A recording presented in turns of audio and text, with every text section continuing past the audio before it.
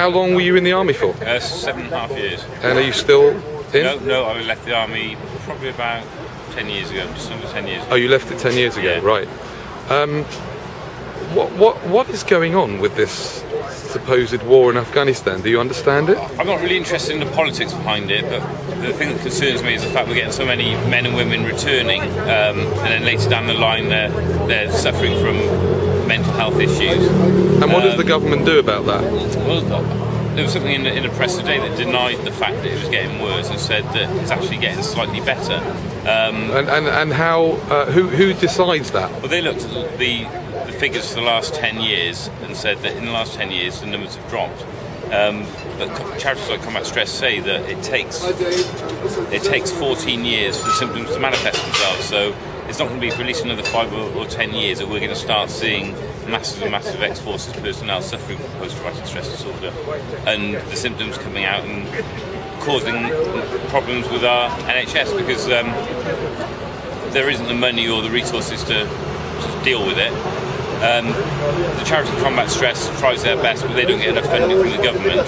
That's why we walked 125 miles to London to encourage the new Prime Minister that they need more money and they need to start thinking seriously about what they're going to do about it, because leaving it to the NHS doesn't work. Excuse me, sir. Are you connected to politics at all? Because I'll tell you why. There's these people here who are here because they are ex-soldiers and they're suffering from, lots of them are claiming they're suffering from serious stress disorder. And the government is claiming... What's that? No, I'm just doing this for... I need to film this, right? So, and they're saying that the government are not funding them enough to deal with their disorder after they're going out serving the country. Right. What do you think about that? I'm sorry, I'm not a press. You just get a press pass. What's that? For you. Why do I need a press pass? I'm a human being. I'm a voting member of the public. Why would I need a press pass? I don't understand. Can't you speak to me as a normal human being? I'm asking you a reasonable question. These people have been out to war and they've come back and saying you're not taking care of our mental health. What do you think about that? I'll talk to you before your camera down. That's reasonable. Okay. So here we are outside Downing Street, and your first name? Dan. Dan. Yeah, tell us, Dan, your experience. Yeah, I served in Iraq, and when I came back I started suffering with symptoms of PTSD, so I went to see my GP and asked for some help. Sorry, could you just say what that stands for in case people who don't know? General practitioner, just went to my GP.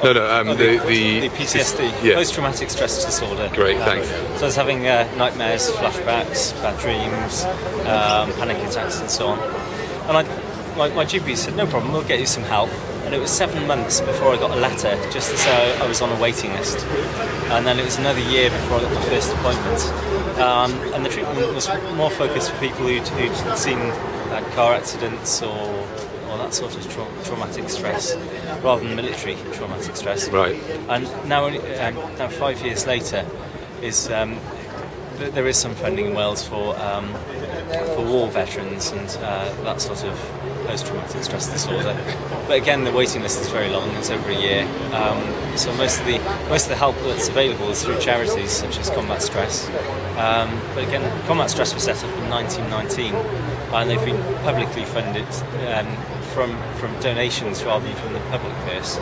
So the only way we can get more soldiers treated is going and raising money for them. Crazy. Okay, thank you.